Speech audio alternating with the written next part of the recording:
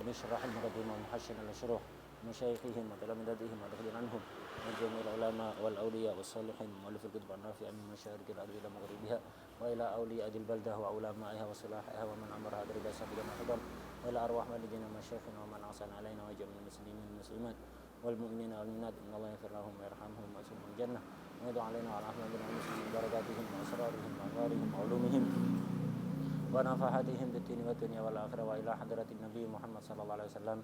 الفاتحة. مالك يوم الدين إياك نعبد وإياك نستعين اهدنا الصراط المستقيم صراط الذين أنعمت عليهم غير المغضوب عليهم ولا الضالين آمين. بسم الله الرحمن الرحيم. الحمد لله رب العالمين والصلاة والسلام على سيدنا ومولانا محمد وعلى آله وصحبه أجمعين. أما بعد.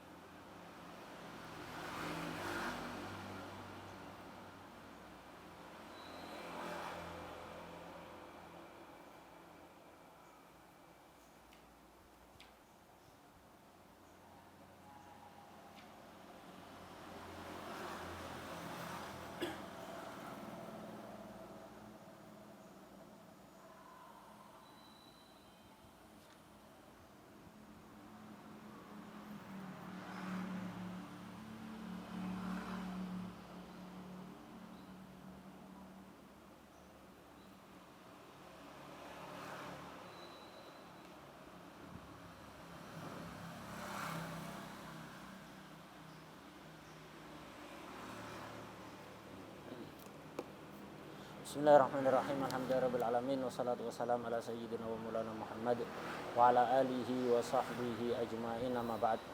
Qala al-muallif al-Imam Abdullah bin Abdurrahman Bafadal radhiyallahu ta'ala anhu wa nafa'ana bihi wa bi ilmihi wa bi ilmina bi ilmi sa'ir salihin fid dharain amin ya rabbal alamin. Fi kitabih al-Muqaddimah al-Hadramiyah fi bab syurutis shalah ila anqal wala tasihhu salatu man yulaki. Ya, sampai. Wala tasihhu salatu man yulaki ba'du badanihi au saubihi najasah wa illam yataharrak bi harakatihi. Termasuk syaratnya salat adalah suci dari najis. Karena itu jika yang harus suci kemarin sudah dibahas ya. Badannya, tempat yang tersentuh badannya pertama. Kemudian kedua pakaian. Termasuk pakaian adalah mahmul ya. Apapun yang dia bawa itu harus suci walaupun secara uruf kita enggak disebut pakaian. Misal orang sholat megang sapu tangan misalnya. Menurut uruf kita apa disebut pakaian itu? Enggak, megang sapu tangan. Megang kresek misalnya ya, megang tas. Bukan pakaian kan? Nah, itu. Maka ini harus suci. Apapun yang mahmul. Dibawa oleh badan, kita dibawa oleh tangan, dibawa oleh bahu kita, ada di atas kepala ya. Ada di atas kepala atau misalnya di atas kaki. Tali untuk mengikat perut misalnya, untuk mengikat kaki. Gitu. Apapun yang dibawa. Mahmul, misalnya tangannya ditempeli hansaplas misalnya plester, itu semuanya harus suci. Pertama badan, kedua pakaian dan mahmul, benda yang dibawa oleh badan atau badan kita. Itu maksudnya pakaian. Ketiga adalah tempat yang harus suci ini khusus tempat yang tersentuh oleh badan kita atau pakaian kita. Ataupun jika tidak tersentuh tidak ada masalah. Kita sholat di atas itu atap itu ada najis, lurus tapi tidak menyentuh, tidak ada masalah. Atau di depan kita sholat menghadap kiblat, di depan kita ada najis, tapi ketika sujud lurus dengan dada kita, tidak tersentuh oleh badan, tidak tersentuh oleh pakaian, walaupun di atas karpet misalnya. Nah, tempat ini karpet yang kita injak ini bukan pakaian, bukan mahmul, tapi tempat karena kita injak kan ya.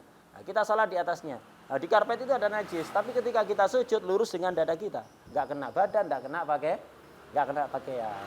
Maka hukumnya apa? Sah sholatnya ya, sah sholatnya. Jadi yang harus suci apa? Badan, pakaian termasuk mahmul barang yang dibawa, dan juga tempat yang tersentuh oleh badan atau pakaian itu harus suci. Tempat yang nggak tersentuh oleh badan atau pakaian tidak ada masalah. Karena syaratnya harus suci. Wala tasihhu sholatu man yulaki ba'du badanihi aw saubihi najasatan. Tidak sah sholatnya orang yang sebagian badannya atau sebagian pakaiannya nyentuh najasah, nyentuh najis. Wa illam yataharrak bi harakatihi. Walaupun apa? Pakaiannya najisnya tadi nggak gerak ketika dia gerak. Misalnya anak pakai ridak panjang. Pakai ridak panjang sekali. Pakai ridak panjang. Saking panjangnya ketika anak gerak itu enggak ikut gerak ini ya. Enggak ikut gerak. Atau baju manten. Ya, baju manten yang belakangnya panjang itu perempuan biasanya ya. Nah, itu ketika dia gerak, rukuk, sujud, enggak ikut gerak karena saking panjangnya. Tapi itu nyentuh najis, enggak sah salatnya. Ya, jadi enggak sah salatnya orang yang sebagian badannya atau sebagian pakaiannya nyentuh najis walaupun enggak ikut gerak ketika dia gerak. Wadah? Wadah, ini gampang ini. Sekarang pembahasan baru. Kalau ada orang sholat, dia bawa tali berupa tali tambang atau talinya layang-layang itu, ya benangnya layang-layang itu, atau misalnya apapun sudah, intinya nyambung, atau ridok panjang sekali, atau baju manten itu, ada tali.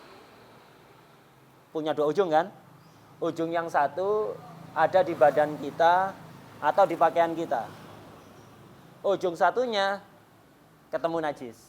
Ya, ketemu najis. Di depan itu kan ada selokan, najis kan ya? Nah, saya sholat megang tali. Tali yang satu ujung tak pegang. Tali yang ujung yang lain masuk ke selokan. Masuk ke selokan. Hukumnya bagaimana ini? Jadi mas'alatul habl ini, masalah tali. Walaupun jauh, misalnya tali ini panjangnya 5 km. Ya, panjangnya 5 km. Atau 10 km atau 100 km ada tali panjang. Itu kabel telepon itu misalnya, yang di atas itu. Ujungnya tak pegang karena sholat di sini, ujung satunya di Surabaya. Ya, yang di jembatan panjang sebelum ke Ampel itu, yang jembatan selokan itu ya, ujungnya di sana, masuk ke sana. Gimana sholatnya? Nah, ini akan dibahas ya. Pendek panjang nggak ada bedanya. Pendek panjang nggak ada bedanya. Nah, pertama kita baca matanya dulu. Di matanya global. Nanti di sarahnya detail, ada tafsil. Kita pahami yang matan dulu. Wa sholatu qabidi tarafi hablin ala najasatin wa illam yataharrak bi harakatihi. Wa sholatu ini ataf kepada sholatuman tadi itu. Wala tasihhu sholatuman yulaki ba'du badanihi aw saubihi najasa. Itu kan? Lah wa sholatu ataf ke sana. Berarti sah apa enggak? Enggak sah juga sholatnya siapa? Qabidu tarafi hablin. Orang yang menggenggam ujung tali. Tidak sah sholatnya orang yang menggenggam ujung tali. Yang mana tali ini? Ala najasa. Ujungnya yang lain itu nyentuh najis. Jadi ada ujung, baik talinya itu 5 meter, 50 meter, 500 meter, 5 kilo, 50 kilo, 500 kilo, terserah sudah, sejauh apapun ya. Pokok ada tali, satu ujungnya tak pegang, tak genggam, ujungnya yang lain nyentuh najis. Nyentuh najis, masuk ke selokan atau nyentuh ke bangkai binatang, najis yang enggak mafu. Ya. Najis yang enggak mafu. Hukumnya apa? Sah apa enggak ini? Tidak sah. Wa illam yataharrak fi harakatihi. Walaupun ketika saya gerak, najisnya tadi enggak gerak. Karena talinya kendor misalnya ya, enggak ikut gerak. Atau karena terlalu besar najisnya, sehingga walaupun tak tarik enggak bakalan gerak, malah anak yang ketarik ya. Misal contohnya ada bangkai sapi. Gede sapinya. bangkai sapi. Ujungnya tak pegang, ujung yang lain ngikat ke sapi. Kalau tak tarik, sapinya gerak apa enggak? Enggak gerak karena kegedean sapinya ya. Enggak gerak walaupun tak tarik gitu. Enggak gerak. Tetap batal sholat. Paham ya? Jadi kalau ada orang sholat megang tali, bisa megang tapi ada di atasnya, membawa hamil ya. Hamil di atasnya begitu. Atau digenggam, atau diikatkan ke badan atau ke pakaian. Misalnya talinya di atas bahu anak, di atasnya pakai pakaian, atau tak ikat ke ini, ke baju anak, ya, itu. Atau tak genggam di ketiak begini ya, itu. Ujungnya di najis, hukumnya apa? Batal apa enggak? Batal salatnya. Wa illam yataharrak bi harakatihi. Walaupun ketika najis tadi tarik, tidak ikut gerak, karena saking gedenya misalnya, batal. Wadah ya? Yang batal apa? Jika tak taruh di atas mahmul berarti talinya tadi itu tak taruh di atas atau tak genggam, atau tak ikat. Beda kalau tak injak. Kalau diinjak, mahmul apa bukan? Kalau diinjak kategori apa? Tempat. Kalau tempat kan tadi tidak masalah.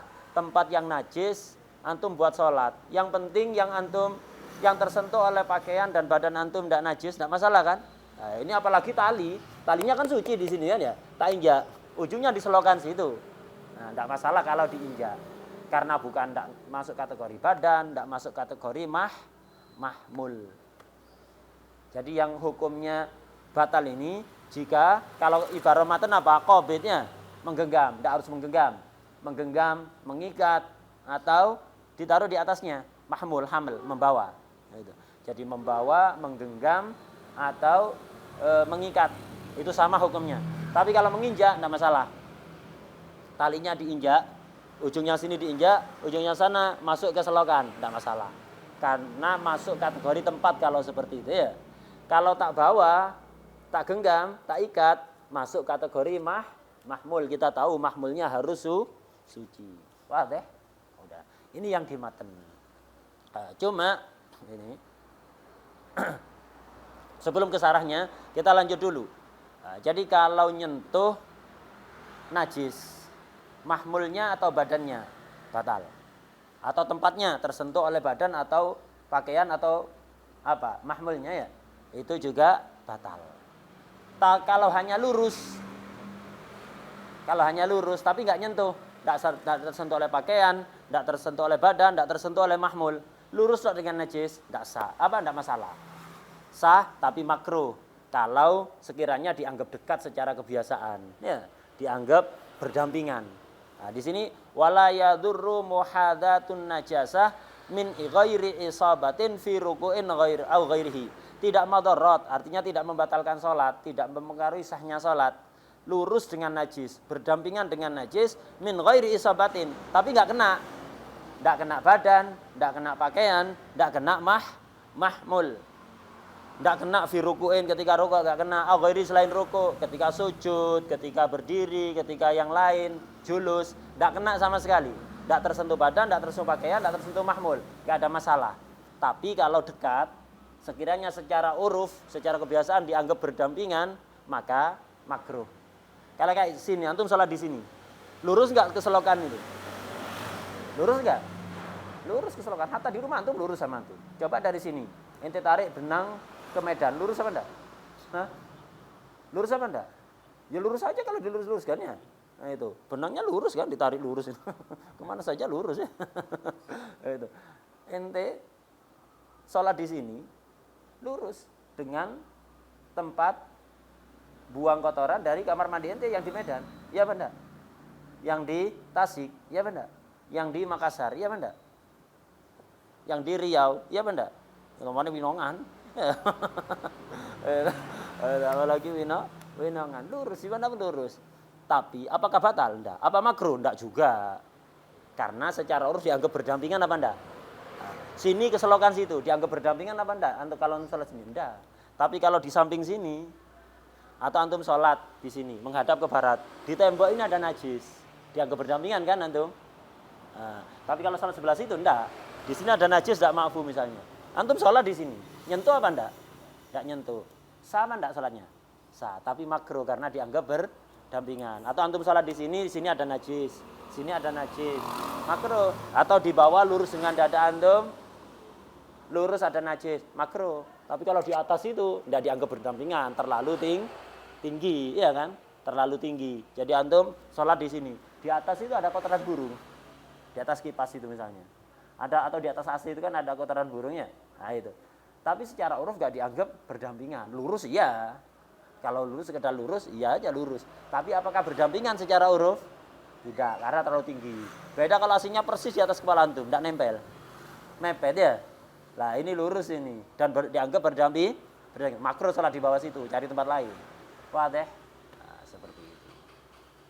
Jadi kalau gak nyentuh, hanya berdampingan, lurus, itu tetap sah.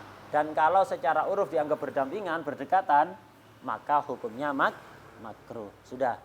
Balik ke masalah tadi, bahwa orang kalau sholat menggenggam, mengikat, membawa tali yang suci, tapi ujungnya yang lain berada pada najis, langsung nyentuh pada najisnya, sholatnya batal. Walaupun tidak gerak ketika ditarik ya, walaupun tidak ketarik ketika ditarik. Tapi khusus membawa, menggenggam atau mengingat. Kalau diinjak tidak ada masalah, karena kalau diinjak masuknya kategori tempat sekedar lurus tadi akhirnya ya. Kalau menginjak hanya sekedar lurus, tidak masalah, tetap sah salatnya. Wadah ya. Nah, sekarang akan ditafsir. Sekarang akan ditafsir. Benang ini kan punya dua ujung. Ujungnya di badan kita atau di pakaian kita.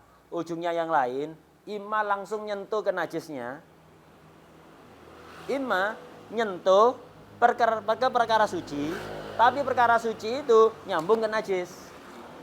Contohnya ya apa? Misal anjing, najis apa enggak? Najis kan? Anjing najis, ada tali.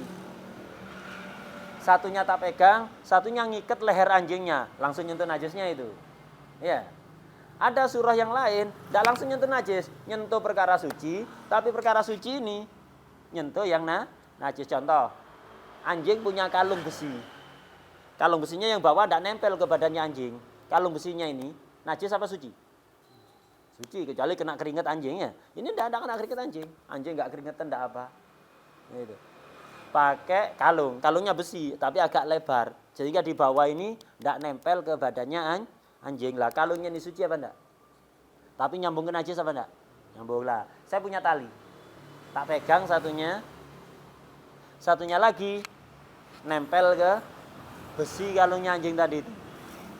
Artinya nempel ke perkara suci. Talinya ini, tali nempel ke besi kalungnya anjing, sama-sama suci kan?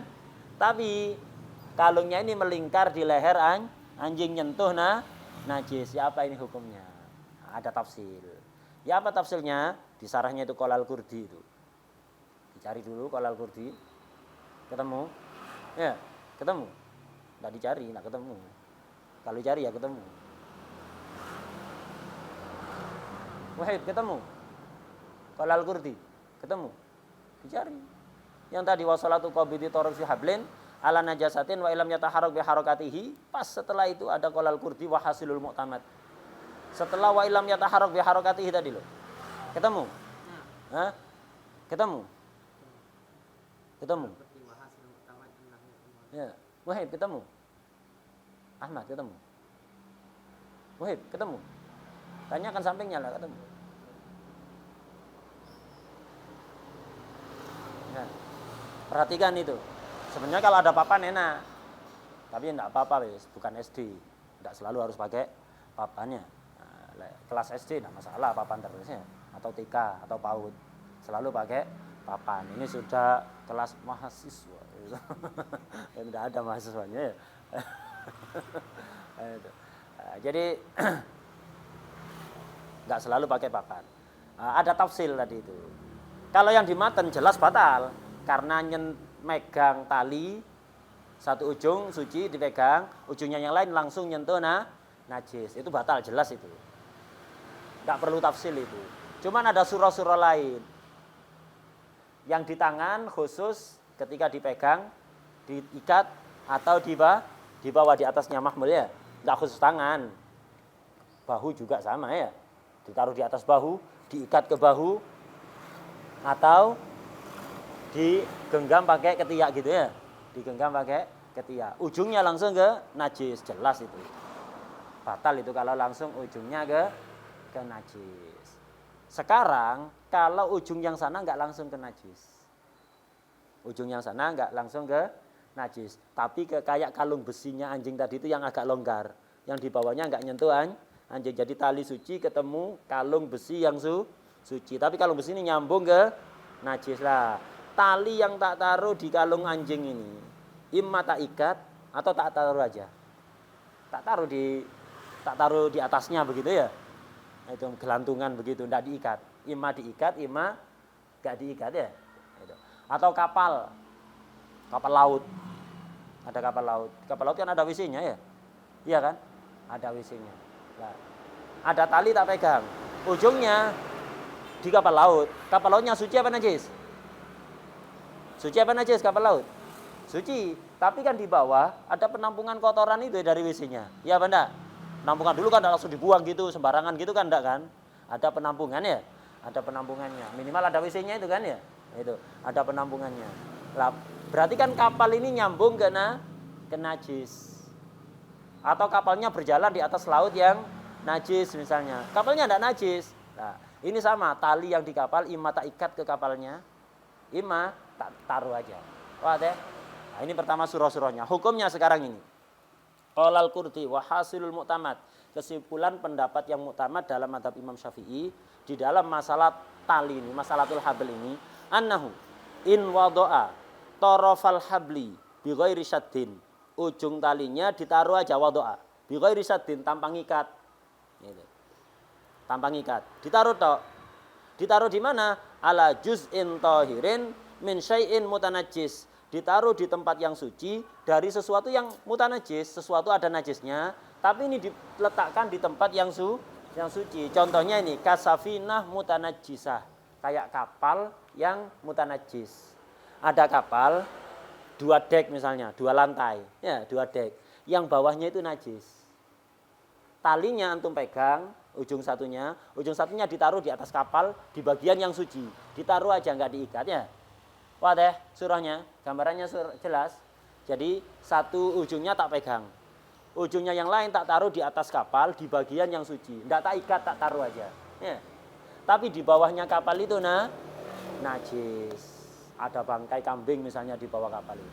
Tapi nggak taruh di bangkai kambingnya, tak taruh di kapal di bagian di besinya kapal itu yang suci.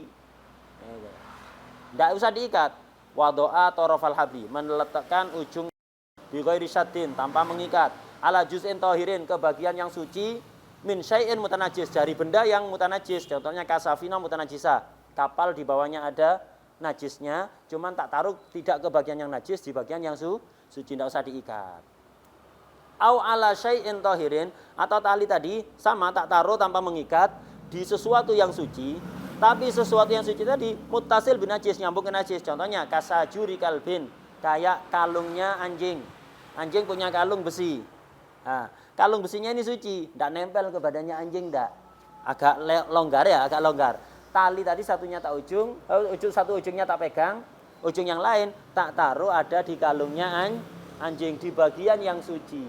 Tidak usah diikat, cuman kalungnya akan nyambung ke najis karena nyentuh bagian lehernya anjing ya, bawahnya tidak. Nah, ya apa hukumnya ini? Lam yadur mutlaqan, tidak batal kalau seperti itu. Baik yang contoh kapal tadi atau yang contoh barusan anjing. Kalau hanya ditaruh dan tidak nyentuh langsung ke najisnya, jadi nggak nyentuh langsung ke najisnya, tapi ke bagian yang suci, kemudian tidak diikat, lam yadur mutlaqan, tidak madorot, mutlaqan. Artinya tidak membatalkan sholat, mutlaqan sudah. Baik ketika ditarik, anjingnya ikut ketarik, kapalnya ikut ketarik atau tidak, mutlaqan tidak batal kalau gitu. Kalau apa? Tidak langsung nyentuh ke najis, kemudian tidak diikat, hanya ditaruh. Ya, wis. Sekarang yang kedua, awadoahu ala nafsin najis walau bila nahwi syaddin dharra mutlaqan. Kalau tali tadi satu ujungnya tak pegang atau tak ikat atau tak genggam atau tak bawa ya. Ujung yang satunya awadoa ala nafsin najis, langsung ditaruh ke najis, itu selokan itu. Ada tali, di sini tak pegang. Satu ujungnya tak taruh langsung di najisnya, di selokan, tak masukkan ke selokan itu. Walau bila nangsyadin, walaupun tak ikat. Ujung satunya tak taruh di atas kotoran kuda di situ, habis ada delman lewatnya. Ada kotoran kuda di situ, tak taruh di atasnya, nggak usah diikat. Ya. Atau tak taruh di bangkai kambing, nggak tak ikat, tak taruh tok di atasnya, langsung ke najisnya tapi ya. Ya apa hukumnya? Dharra mutlaqon. Madharat, membatalkan secara mutlak. Baik ketika ditarik kambingnya ikut ketarik, bangkai kambingnya, atau tidak ikut ketarik, batal mutlaqon. Wadah. Sekarang yang ketiga. Wa in syaddahu ala tahila. Sekarang syadda apa? Mengikat. Yang di tangan tak pegang, tak genggam, tak bawa, tak ikat. Ujung satunya tak ikat juga. Ya.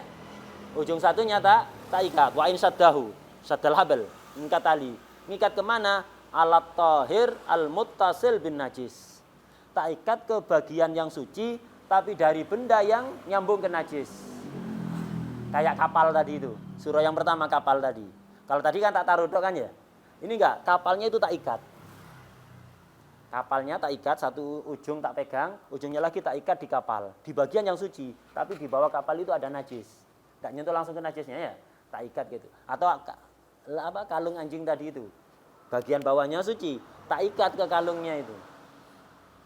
Jadi talinya suci, kalungnya juga suci, cuma tak ikat. Dan kalungnya nyambung ke najis. Nah ini hukumnya apa? Tafsil. Doror apa enggak? Kalau ketika tak tarik, bergerak, ikut. Kayak anjing tak tarik, ketarik apa enggak? Nah, batal sholatnya. Tapi kalau tak tarik, enggak gerak sama sekali, atau gerak-gerak gini, enggak ikut tertarik, enggak geser dari tempatnya, maka enggak batal. Contoh kapal laut. Kapal laut gede. Di sini ada tambang, tak pegang. Di sana tambang yang satu tak ikatkan ke kapal di bagian suci, tapi di bawah ada ketika tak tarik, gerak apa enggak kapalnya? Hah? Miftah mungkin kalau narik gerak ya. Orangnya yang gerak maksudnya ya. Tak tarik, enggak gerak, enggak geser kapal itu. Nah, kalau ditarik enggak ikut gerak, enggak keseret, maka enggak batal. Tapi kalau ditarik keseret kayak anjing, maka apa? Batal. Nah, di sini. Wa in syaddahu. Jadi kalau dia mengikatkan tali alat tahir ke sesuatu yang suci, tapi sesuatu suci tadi al-muttasil bin najis, nyambung ke najis kayak kalungnya anjing, kayak safina tadi yang mutanajis. Nudhira, dilihat. Inin jarra bi jarrihi, kalau dia ketarik, keseret ketika ditarik, dharra, membatalkan sholat. Wa illa, tapi kalau ditarik tidak ikut ketarik, fala. Wa illa fala, bukan wal afla ya. Bukan wal afla itu. Wa illa fala. Dibaca wal afla nyari di kamus enggak nemu-nemu sampai sobek semua kamusnya. Wal afla apa mana wal afla itu? Wa illa jika enggak yang jarru bi jarrihi la dharra ya, la yadur, enggak masalah. Fala yadur. Udah. Selesai. Tadi yang di tangan itu yang di posisi yang lain. Kalau yang di tangan yang bisa membatalkan itu kalau apa? Kalau ditaruh di bawah, di atasnya ya. Bukan di bawah, di bawah. Hamilnya mahmul, ditaruh di atas tangan atau diikatkan atau digenggam. Tapi kalau diinjak di bawah kaki enggak ada masalah. Kalau hanya diinjak di bawah kaki maka tidak ada masalah. Soal akhir, soal, ada soal? Tanpa akhir karena belum ada ya. Chef gimana sih? Sakit apa? Sakit? Gerges. Ayo visual. Insyaallah besok kita bahas tato. Di sini ada pembahasan tentang tato.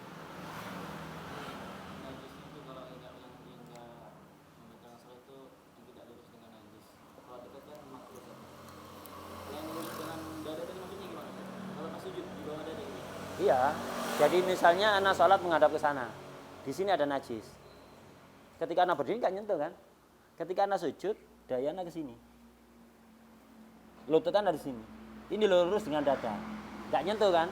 Batal apa enggak sholatnya? Nggak batal, tapi makruh karena bersebelahan dengan najis, berdekatan dengan najis makruh. Oke. Jadi bukan bagian dari tempat yang kita sholat. Tempat yang dimaksud tempat itu yang tersentuh oleh badan atau pakaian atau mahmul. Kalau nggak tersentuh, walaupun dekat, nggak termasuk tempat, nggak dianggap tempat.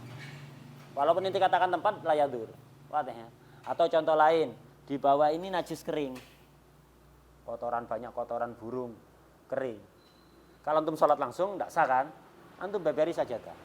Antum hampari sajadah atau karpet. Kering enggak tembus kan? Sholat di atasnya. Makruh itu. Ya. Karena antum enggak langsung nyentuh karena najisnya nyentuh sajadah. Najisnya di bawah sajadah. Kan tadi kalau diinjak kayak tali, enggak masalah kan? Begitu juga sajadah. Atau antum kasih terpal, jadi lantai najis. Antum sholat di atasnya kasih terpal gitu, sholat di atasnya, makruh. Atau kasur yang banyak kena ompol, ya. Antum hampari karpet atau sajadah di atasnya, sholat di atasnya situ, tidak masalah, ya, tidak masalah. Kalau basahnya ini nggak tembus, kalau basahnya tembus, kayak kasur sering kena ompol. Terus antum hampari spray yang tipis itu, ya. Spray yang tipis, antum naik kakinya basah, tembus ke bawah ya. Nah, najis itu nanti. Kalau sampai basahnya tembus, kalau sajadah kan tebel enggak tembus kan? Ya, tidak ada masalah. Tapi kalau spray, antum di situ hati-hati kasur-kasur yang najis itu. Sebagian orang sembrono ya ceroboh. Kasurnya najis, dijemur tok. Biar kering. Habis itu dihampari apa? Dikasih spray, antum tidur di situ keringetan. Tembus gak ke najisnya? Tembus kan, badannya mutan najis. Sebelum sholat hati-hati. Mandi dulu. Disucikan dulu, kalau enggak sah sholatnya. Banyak orang ceroboh masalah itu. Ya. Maka kalau ada kasur yang mutan najis seperti itu, kemudian ada spray, kalau antum tidur gak keringetan, enggak masalah. Tapi kalau antum tidur keringetan, keringetnya tembus ke bawah itu, mutan najis. Kalau ruangannya ber-AC, dijamin antum gak keringetan, enggak ada masalah. Tapi kalau antum keringetan, sebaiknya ketika mau tidur dihampari sajadah atau apa selimut. Dihampari selimut, antum tidur di atasnya aman. Kata keringetan tidak tembus ke bawah, tidak kena najisnya. Wah ya. Banyak orang ceroboh masalah itu. Atau lantai yang tidak dibuat suci, lantai ada ompol dilap aja, nggak disucikan ya. Dilap akhirnya dilap ya tambah rata, aslinya najis di sini aja. Gara-gara antum lap tidak disucikan terus dilap semuanya. Tiap harinya seluruh tempat itu najis. Sebagian orang begitu. Nanti kalau mau sholat, wudhu ke hammam, keluar pakai sendal sampai ke sajadah pakai sendal. Apa sah sholatnya? Lihat, ente tadi habis duduk di lantai bawah enggak? Oh iya duduk di lantai bawah. Kalau itu enggak keringetan enggak ada masalah. Suci semua, pakaian suci, sarungnya suci. Tapi kalau itu habis duduk di bawah tadi, keringetan, harus ganti ini. Karena najis. Kalau di rumah orang nggak usah nanya. Su'aluka najasahu nanti. Su'aluka najasaka. Pertanyaan ente membuat ente najis. Kalau di rumah orang, bertamu ke rumah orang, kayak ente basah semuanya, udah duduk di situ. Kemudian waktu sholat di mana aja. Jangan nanya ini suci apa enggak. Ente kalau nanya jadi najis nanti. Ente kalau tidak nanya, sholat ente sah. Ada orang mau ngomong, alafu, ini tempat ini, diemu. Kecuali kalau dia langsung ngomong aja, enggak pamitan ya, enggak boleh. Wah, ya. Tapi kalau rumah ente sendiri, ente tahu itu najis. Ada ompol, ada muntah anak kecil, dilap aja.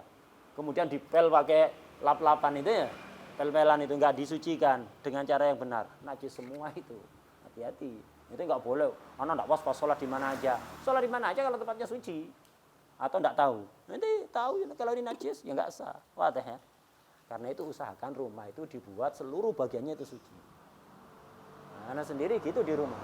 Jadi anak bisa sholat di mana aja di rumah itu. Mau di ruang tamu, di ruang keluarga, di kamar, terserah. Tak buat suci. Begitu ada najis, tak bersihkan, tak jadikan hukumnya siram, selesai. Enak. Itu.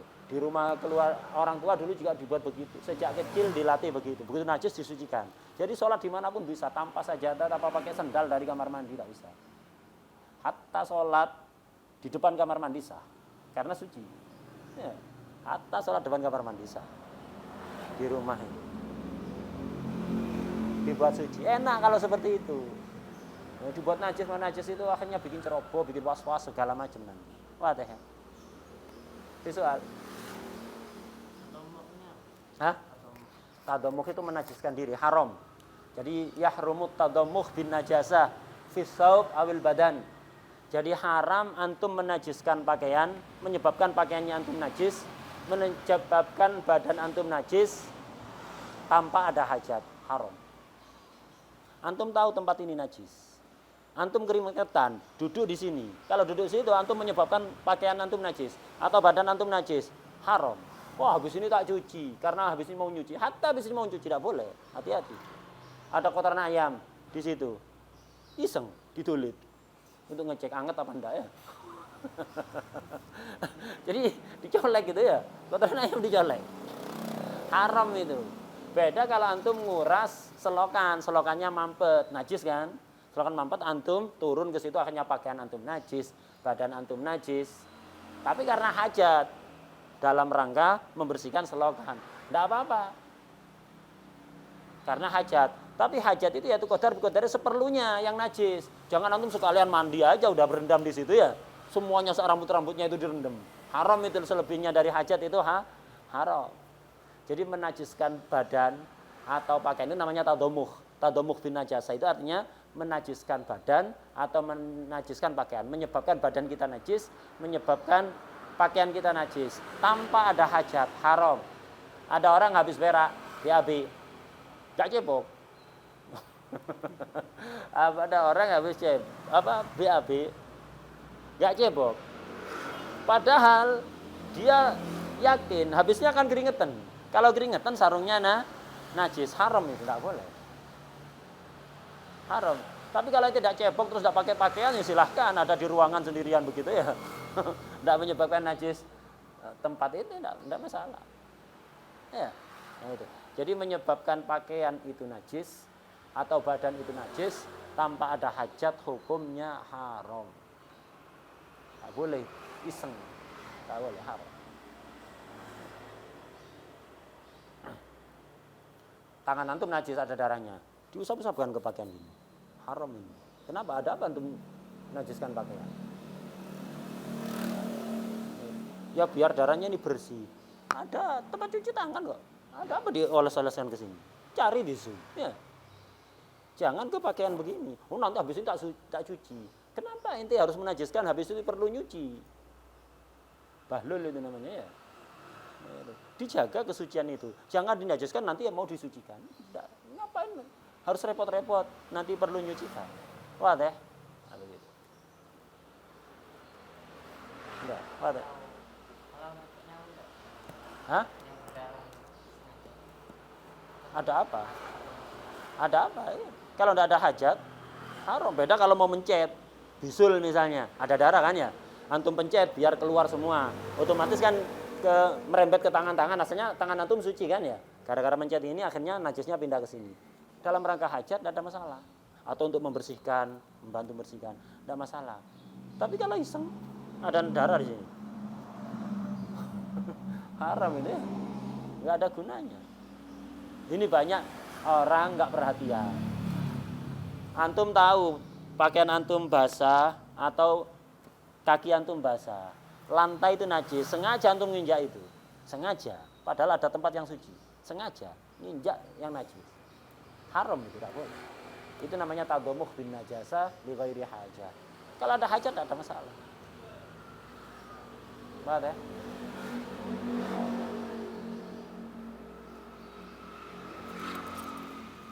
Ya termasuk kasur yang najis, tahu itu ada ompol. Antum keringetan. Sengaja tidur di situ. Tidak boleh itu. Dikasih apa sejadah atau apa begitu di atasnya biar nggak najis. Haram.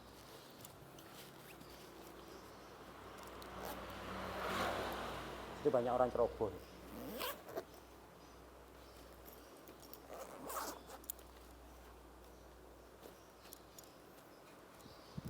Subhanallah wa bihamdik asyhadu an la ilaha illa anta astaghfiruka